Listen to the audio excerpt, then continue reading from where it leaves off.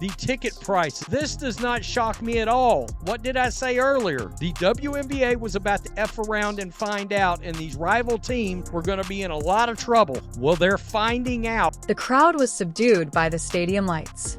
The roar intensified to an overwhelming volume, and the WNBA believed that it was at last for years. The sky above the clouds the league has fought for acceptance. Focus on crowded arenas for a genuinely tremendous change in culture. Then nearly it appeared to blow up overnight into the viewers of the national consciousness. Record sold-out stats flashed across screens. Ticket booths were decorated with signs, and an unquestionably lively buzz reverberated from social media streams across sports bars the world. It was a triumphant moment. Evidence of the increased interest in women's basketball, but after that there was silence.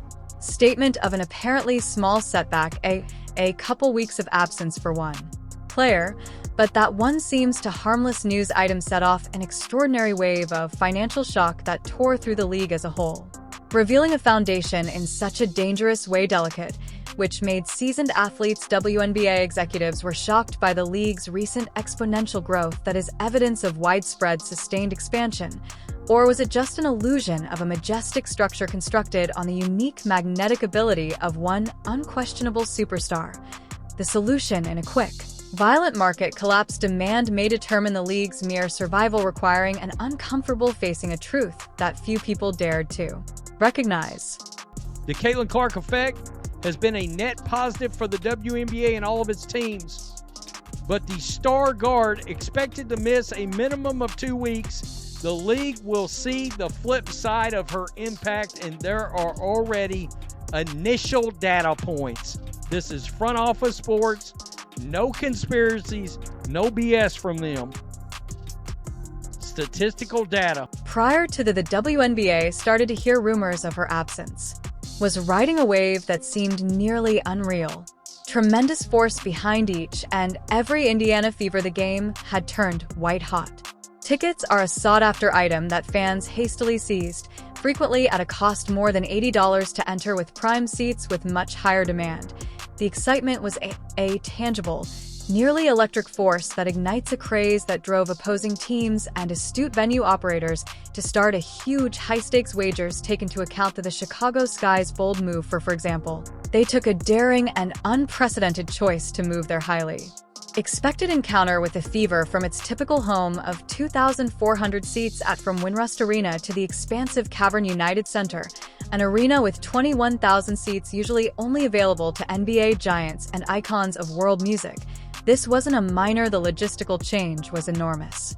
Wager a definite, unambiguous statement that there is just one player, had the indisputable star power, sketching ability to occupy a space of the league's astounding scale, and numerous people in the ecosystem were banking on her exceptional capacity to move the masses. Time to hit the panic button. 48 hours after news hits that Caitlin Clark is injured and she'll be missing 2 weeks, the market has responded, and the market has told the WNBA, we don't want this.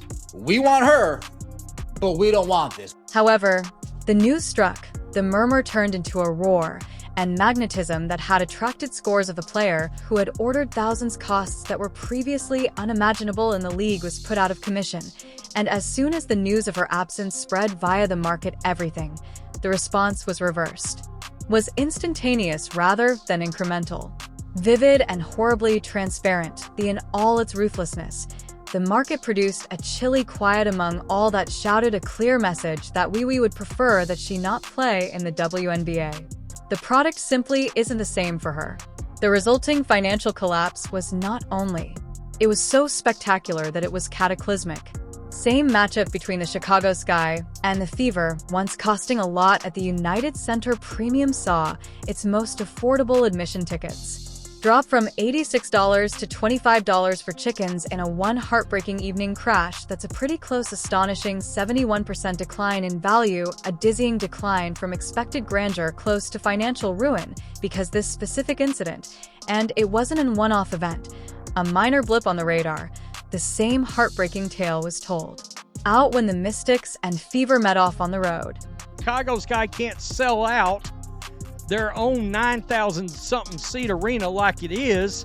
They couldn't when they were kind of decent. They're a dumpster fire now. And now that Caitlin Clark is injured, the ticket prices for the Fever and Sky game just plummeted to Hades. What was formerly a highly sought-after ticket selling for $41 and deteriorated to at $22, a terrible 47% decline that left onlookers and possibly the team executives in shock, even on a larger scale, taking into account 5 important Fever games.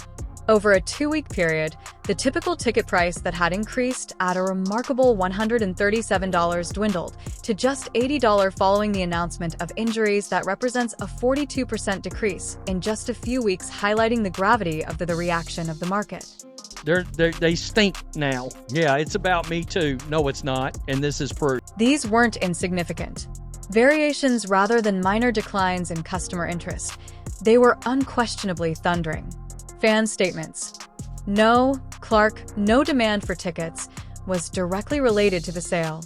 Bound inextricably to her physical existence on the court without her present, the whole vitality appeared to disappear from the creating a tangible feeling of air leaving the room before tipping off, leaving a cold space where once excitement began to vibrate. The tangible change highlighted a glaringly unnerving reality. The league is much praised. Surge in popularity. The extensive excitement that had been aired as evidence of widespread, long-term growth was in reality in a risky and unstable way centered on a single unreplaceable skill. To games over the next 2 weeks have dropped 42% since Caitlin Clark's injury announcement, an average ticket price of $137, all the way down to $80. This wasn't just the bad luck annoyance of a famous athlete being, it was a cruel, unforgiving sideline reveal of the WNBA's ingrained structural weaknesses, the figure's icy and completely unforgiving, unquestionable statistical confirmation of what many have suspected for a long time and what maybe some had murmured behind closed doors. Caitlin Clark was more than just a player. She was the only indisputable power, propelling the WNBA's whole business. The bus appeared to be totally dependent on her for motivation alongside everyone else, just going along for the trip in the hopes of enjoying the league's reflected light in her. Sudden increase in popularity of those enthralling, crowded venues, the social media conflagration that has spread throughout platforms, as well as the rising cost of tickets, it had all been adamantly declared as the start of a new period, an indication of broad appeal for sustainability. Instead, this instance exposed a harsh, the unpleasant reality is how much of that momentum that depended on one hard, remarkable person in the WNBA became evidently lacking. A profound list of similarly marketable celebrities, wide range of fascinating personalities' ability to maintain the feverish demand when their main attraction was not present. People are selling their tickets, definitely can't get face value, so what do? They just continue to lower and lower and lower and lower and lower the price. This isn't all resellers, folks. Hate to break it to you. A majority of these are everyday normal people. A majority of these are everyday normal people who watch Caitlin Clark in Iowa, watch her in her first year in Indiana, said, man, I want to watch that. I want to go to those games. I want to experience that. They won't be able to experience it. Time to sell. This compelled a harsh reality check that was not feasible to disregard whether her brief absence could cause such a terrible, pervasive what did the demand collapse mean? Regarding the core power of the league's very basis, it established deep, disturbing concerns over its sustainability over the long run and its ability to endure the inescapable difficulties. That the issue that arises in professional sports wasn't limited to single games. It centered on the league's overall financial environment, including the league's star matches, the eagerly awaited competitions that had been presented as symbol of expansion and growth popularity. Consider the Chicago Sky versus Indiana Fever, the quintessential of the WNBA's recent surge in enthusiasm. Observe their inherent worth dissipates in her lack of the expansive view of packed homes and electric environments. For these exhibitions turned into an eerie picture of thousands of vacant seats serve as a clear reminder of a risk that had drastically deteriorated the league's bet on Clark's unique ability to attract people. was made public in real time, not only via ticket metrics, but via a lack of energy that is noticeable decrease in the atmosphere as a whole that even this was apparent to even the most casual spectator. Wasn't your average celebrity injury tale, where fans may complain, but they still come. Habit or devotion to the group, the WNBA stats cried out at Clark's absence was a serious emergency, making threats to withdraw the league from on the verge of being widely accepted. The growing concentration surrounding the player intended to convey that without her the very idea that a rising tide would raise everyone boat sank, causing difficulties for numerous teams to remain afloat. I mean, it's more statistical proof, data, to confirm exactly what we've been saying, that Caitlin Clark is driving this whole ship, this whole bus. She's driving it. Everybody else, get in the back. Get in the back. Abruptly, with Caitlin Clark sidelined and fierce at moments, the harsh lighting swung with startling speed straight onto Angel Reese. For a lot of she was the clear candidate to take charge of bear the burden of the public interest. Had genuine charisma after all. A distinctive way of setting trends and a strong off-court identity that connected profoundly with a particular fan base in many respects. She was everywhere and the media is never absent from the discourse. One to be reluctant to draw attention to her. Influence that she had even renownedly asserted. Many viewers tuned in especially to watch her, a strong declaration that highlighted her status as a standalone attraction. The league is in dire need of an additional face to sustain the spike in popular interest. Held its breath while watching carefully to observe whether her enormous personal brand and unquestionably famous people could actually convert into the type of pervasive Clark's ticket sales and publicity had produced. The marquee matchup in the WNBA. Like it or love it, rivalry or not, Chicago Sky, Indiana Fever, Angel Reese, Caitlin Clark, that is the marquee matchup in the WNBA, and those tickets are crashing just as well. From $86 48 hours ago to $25. And by the time June 7th rolls around, it might cost you a bag of Skittles and some Lay's potato chips to get in there. However, this is where the data began to show a very different picture. Much more awkward storyline or story that stood in stark contrast to the media hype that was prevalent when Clark wasn't more time spent on the floor. With all the strain, the expectations were right on Reese to demonstrate that she was equally as draw with the ability to command the same degree of market enthusiasm, and thus far the response from the market has been glaringly conveyed in a violent, unforgiving manner. Accuracy not fully taken into account. Once more, the similar game between the Chicago Sky and the Fever, an event at the United Center carefully organized to be a magnificent statistics for the Clark versus Reese match competition. The overall strategy for it to occupy an NBA stadiums are evidence of the league's ascendance fell apart as soon as Clark was demand for ruled out tickets fell. Excitation died down, and the enormous arena felt abruptly claustrophobic and excessively huge. This wasn't just about the event. These prices are specific to one game. Gradually, this lack of zeal started to radiate outward, implying a deeper trend. Even more well-known matches similar to the Fever versus Mystics game in the cost of tickets dropped in Baltimore drastically. Even if Reese is a central, widely reported figure, what was a $41 ticket that dropped 47% to $22. Decline that indicated a drastically different degree of fan interaction in contrast to even in urban settings. Clark's games unquestionably, Reese's name was included in the narrative, in which her presence ought to have supposedly stoked curiosity about the buzz, simply wasn't translating around her into a similar frantic ticket purchasing activity. And we have plenty of evidence that proves Angel Reese is not qualified to carry the lead. And after that, there was the awkward quiet. Reese was well known for speaking out about her self-esteem, as well as the enormous she attracts widespread attention by provided remarkably scant commentary on the soaring ticket costs or the unexpected, unquestionably poor demand that ensued due to Clark's injury.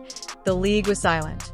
Both fans and insiders to illustrate their own disturbing findings. Was it a well-thought-out strategic strategy to prevent challenging and possibly uncomfortable queries, or did it unintentionally disclose something deeper regarding the she was under tremendous, unsupportable pressure? Genuinely under such pressure that maybe even in any case, she located the circumstance put Reese in a deeply challenging situation. She was a legitimate headliner who is also a celebrity, correct, but the demands placed on her to take on the slack by working alone.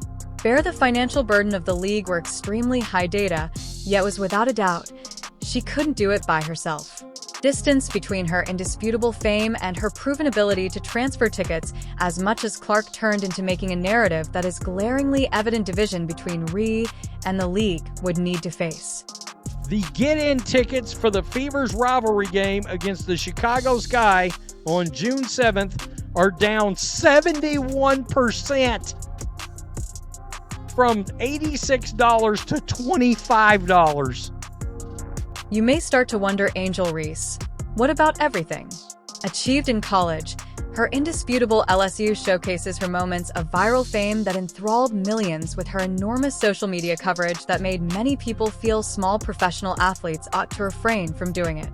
Smoothly transition into the WNBA, it's a simple logical presumption to think that her enormous celebrity power and personal branding would persist and apply the identical magnetic pull, but the icy reality, as evidenced by the recent decline in the WNBA market, is glaringly radically dissimilar. Caitlin Clark's presence has an almost unmatched capacity to draw large audiences, regularly packing stadia to capacity, generating previously unheard of demand and setting new ticket pricing benchmarks in sharp contrast. At least with Reese's presence just doesn't make a difference thus far. The same extent with regard to raw purchases of tickets and steady league-wide impact on the economy. This isn't meant as an insult directed personally at Reese's unquestionable ability and her fierce competitiveness or her alluring charm. She is undoubtedly a captivating sportsman and well-known figure in herself, who flourishes in the spotlight, but the league's unstable reliance on a single player has been exposed, revealing the underlying boundaries of its largest contingency plan, the generally accepted second most well-known player. These prices are going to continue to drop. Wednesday's Fever game versus the Mystics at CFG Bank Arena in Baltimore has a get-in price of $22. You may start to wonder, Angel Reese, what about everything? Achieved in college, her indisputable LSU showcases her moments of viral fame that enthralled millions with her enormous social media coverage that made many people feel small professional athletes ought to refrain from doing it. Smoothly transition into the WNBA, it's a simple logical presumption to think that her enormous celebrity power and personal branding would persist and apply the identical magnetic pull, but the icy reality, as evidenced by the recent decline in the WNBA market, is glaringly radically dissimilar. Caitlin Clark's presence has an almost unmatched capacity to draw large audiences, regularly packing stadia to capacity, generating previously unheard of demand and setting new ticket pricing benchmarks in sharp contrast. At least with Reese's presence just doesn't make a difference thus far. The same extent with regard to raw purchases of tickets and steady league-wide impact on the economy. This isn't meant as an insult directed personally at Reese's unquestionable ability and her fierce competitiveness or her alluring charm. She is undoubtedly a captivating sportsman and well-known figure in herself, who flourishes in the spotlight, but the league's unstable reliance on a single player has been exposed, revealing the underlying boundaries of its largest contingency plan, the generally accepted second most well-known player. This game get-in was like $100 at one stage. This was $100 at one stage. Let's go one ticket. Or well, is it two tickets? Two tickets. Let's just see what it costs for court. Look at how many, oh my god, look at how many people are selling tickets. Moreover, a deeper problem surfaced in the story about the league's actual product quality after its main attraction for the player who created must-watch games that were previously ignored. Events were not present. The emphasis changed from individual ability to the larger structural problems in the league. The inquiry was whether the product is so excellent, but why does it just require one player to be exerting increasing pressure on re-emphasizing the enormous weight her was anticipated to only serve to highlight the extreme susceptibility of a league lacking a wide range of appealing. It was a blatant indication that celebrity alone does not ensure a profit. Authority in the harsh world of professional athletics. But I'm like, I didn't realize just how bad it was going to get. I didn't realize how bad. Like, they all moved arenas and everybody's trying to sell their tickets. Like, if you look, the get-in price is $23.80.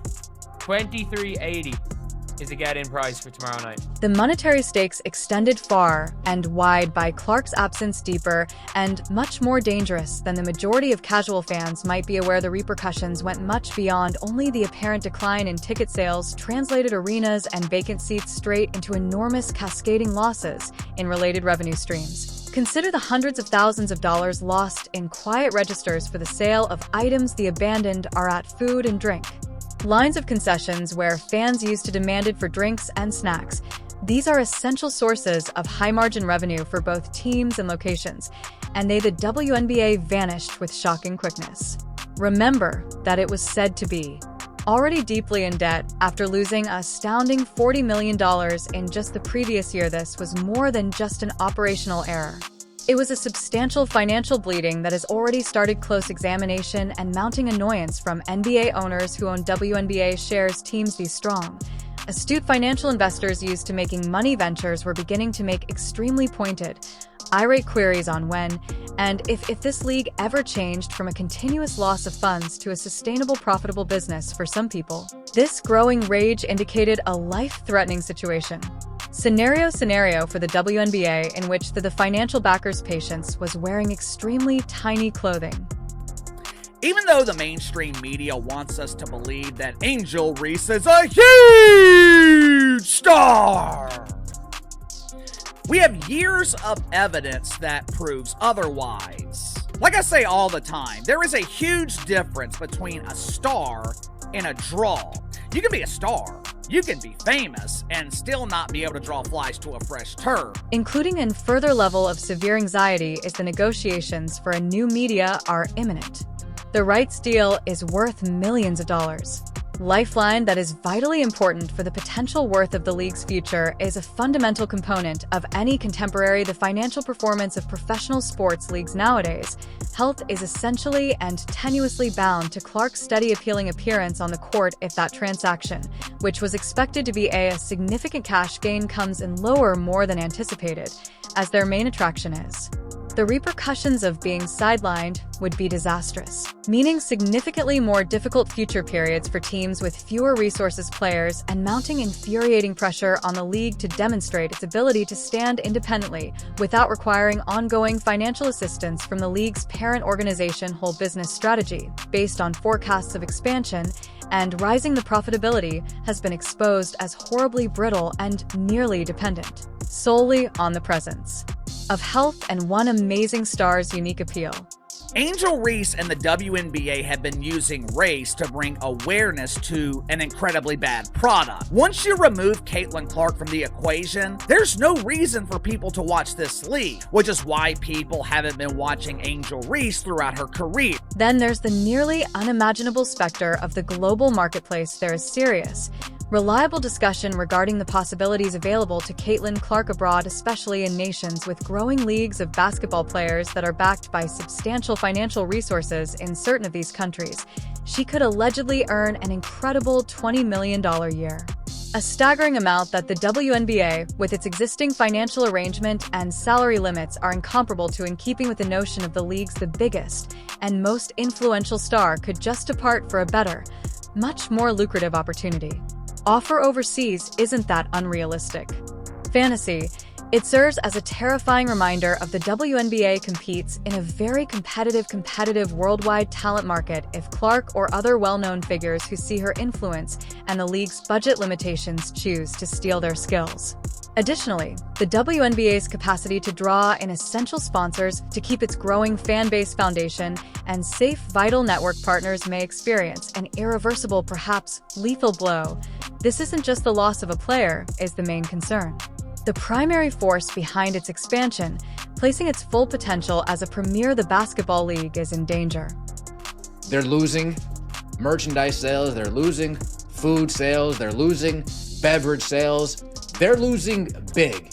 They took a big gamble to get into that arena, and they're losing big because it's not going to be full, and those people aren't going to be buying things there. The WNBA's present situation is similar to uncomfortable accuracy in the difficulties confronted by other leagues with unintentionally created their whole brand in the vicinity of one spectacular superstar. Major League Soccer is the only place to look.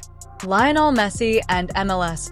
When Messi, the international football star, misses a match, the nosedive in ticket prices for his matches, and opposing teams waiting for his presence are left frantically trying to maintain supporters involved and keep up any appearance of excitement leading up to games, the WNBA is now firmly rooted in this identical, unstable boat, and it has turned into as brutally obvious that depending on almost solely on one or perhaps two players is not just a dangerous tactic, but a formula for possible long-term catastrophe. The league has on a number of times tried to push bringing gifted individuals into the forefront to nurture fresh faces that can motivate widespread curiosity. Yet nobody has even nearly identical as Clark's extraordinary effect at the box office or on national television.